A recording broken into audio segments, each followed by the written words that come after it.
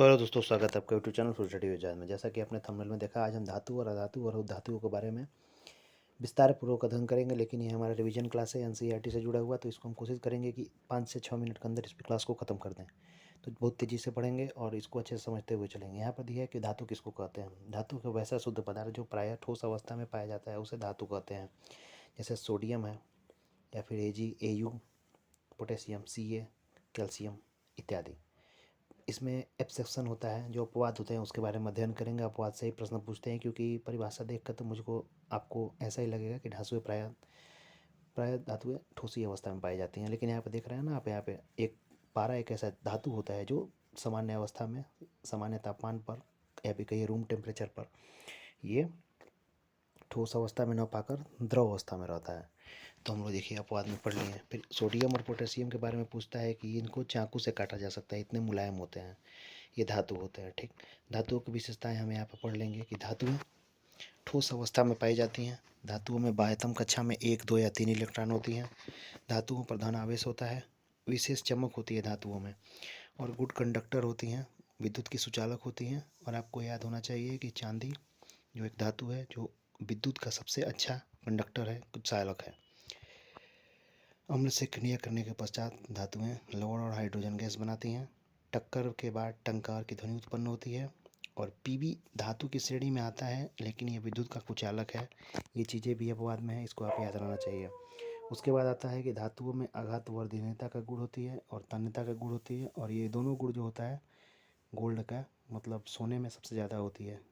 आघात वर्धनीयता मतलब कहा जाता है कि पीट पीट कर इसको पतला करके चादर के रूप में बनाया जाता है। और तन्यता का अर्थ ये होता है कि इसको तार के रूप में बड़ा सा तान कर लंबा किया जा सकता है।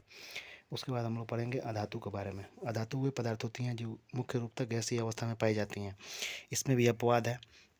अधातुओं का उदाहरण आप देख लिया होगा, oxygen, hydrogen, nitrogen, chlorine, carbon, fluorine, ये चीज़ें अधातुओं के उदाहरण है। लेकिन इसमें देख लीजिए, इसमें भी अपवाद है। सारी अधातुएं गैसीय अवस्था में नहीं है, क्योंकि ब्रोमीन देख रहे हैं ना, वो द्रव अवस्था में होता है, द्रव अवस्था में पाया धातु। और आयोडीन है एक ऐसा धातु है जो ठोस अवस्था में पाया जाता है। तो ये चीज़ें हैं, नोट में देख लीजिए। अधातु गैस, द्रव व ठोस तीनों अवस्था में पाया जाता है। ये चीज़ें आपको पता होना चाहिए। पूछ देगा कौन से ऐसे पदार्थ हैं, तो ठोस, द्रव तीनों अवस्था में पाए जाते हैं। तो अधातुएं हैं जो तीनों अवस्थाओं में पाई जाती हैं। उसके बाद आएगा अधातुओं की विशेषताएं क्या है। तो धातुओं से लगभग लगभग उल्टा है। अधातुओं में ऋण आवेश होता है।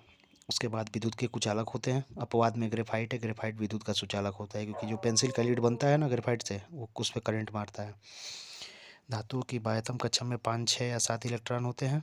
और उसके बाद यह भंगुर होता है, यह अम्ल से अभिक्रिया नहीं करता है और इसमें चमक नहीं पाया जाता है। हम पढ़ेंगे उपधातु के बारे में, जिसको मेटेलॉइड कहा जाता है। वैसा पदार्थ जिसमें धातु एवं अधातु दोनों के कुछ न कुछ गुण मौजूद रहता है उसे उपधातु कहा जाता है। उपधातुओं की संख्या 7 होती है। एग्जाम में कई बार पूछा हुआ है, बच्चे कन्फ्यूज हो जाते हैं। धातु अधातुओं को याद रहता है, लेकिन उपधातु भूल जाते हैं। आपको कमेंट करके बताना है कि हमारे जो पीरियोडिक टेबल है ना, जिसमें तत्व हैं, तत्वों के सरल सजाया गया है, तो कितने धातु हैं, कितने अधातु हैं, और उपधातु मैंने यहाँ पर आपको 7 बता ही दिया। तो उसमें पढ़ लीजिए। बोरान होता है, सिलिकॉन होता है, जर्मेनियम होता है, टेलेनियम होता है, एंटीमनी एसबी होता है, आर्सेनिक होता है, और पोलोनियम पोलोनियम होता है।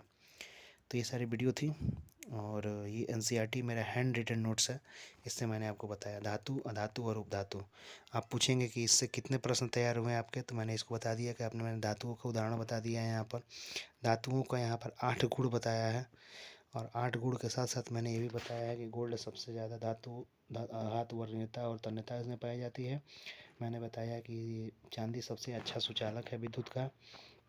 धातु अम्ल से क्रिया करने के पश्चात लवण हाइड्रोजन बनाते हैं। ये प्रश्न आपका तैयार हुआ। टंकार की ध्वनि उत्पन्न होती है, विशेष चमक होती है। इनके बाद धातुओं के बाह्यतम कक्षा में 1, 2 और 3 इलेक्ट्रॉन होते हैं। ये आपको प्रश्न तैयार हुआ। और उसके बाद एक आता है हमारा हाइड्रोजन। हाइड्रोजन के बाह्यतम कक्षा में 1 इलेक्ट्रॉन होता है, लेकिन फिर भी यह अधातु का उदाहरण है, ना कि धातु का। उसके बाद मैंने अधातु के बारे में क्या क्या बताया, आपको पता होगा। मैंने ये बताया कि प्रायः ये गैसीय अवस्था में पाए जाते हैं। लेकिन इसके बारे में मैंने ये भी बताया कि ब्रोमीन है जो द्रव में रहता है, आयोडीन ठोस में रहता है। चलिए कमेंट करके बताइए, शरीर में आयोडीन की कमी हो जाती है तो कौन सा रोग होता है। इतना तो कमेंट करके आप बता ही सकते हैं, इतना आपको साइंस और बायो के बारे में पता होगा।